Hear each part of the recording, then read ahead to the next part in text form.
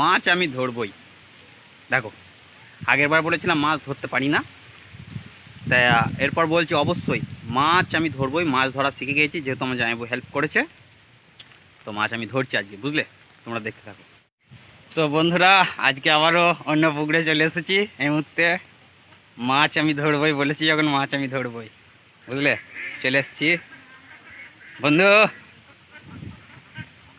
মাছ পেয়েছ? না, আমাকে জাল দিয়ে ধরতে হবে, দেখে নাও। আবার অন্য একটা পুকুরে চলে এসেছি। এটা হলো বর্ধমান থেকে একটু আসতে হবে। এটা ঠিক জায়গাটা বলে দিই, এটা ইন্দাস বাঁকুড়া। আমরা ঠিক ইন্দাসের একটু আগেই আছি। এই জায়গাটা কী নাম রে দাদা? হ্যাঁ, সাঁকরুল। সাঁকরুলে চলে এসেছি মাছ ধরতে। তা তোমরা যদি কেউ আসতে চাও আসতে পারো।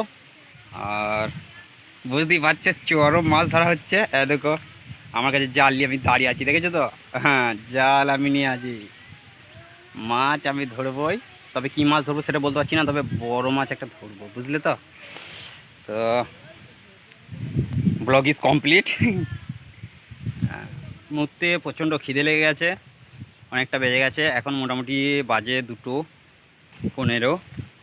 তো দেখতে পাচ্ছ আমাদের চিল্লার বাড়ির খুব খিদে পেয়ে গেছে। আর 2 বেজে গেছে।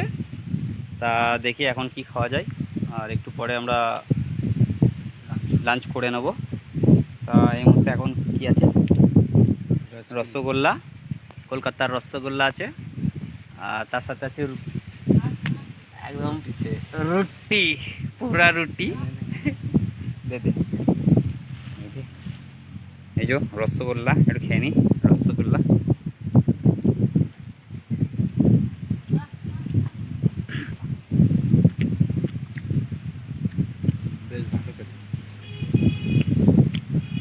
চরম খেতে, রসগোল্লার স্বাদ বুঝতেই পারছ, ভালো খেতে। আর এই সময় খিদে পেয়েছে, ওর জন্য আরও ভালো খেতে লাগছে।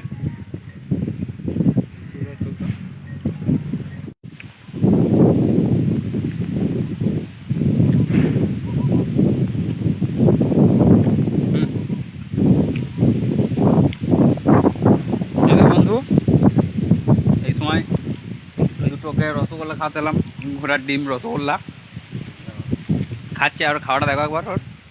ও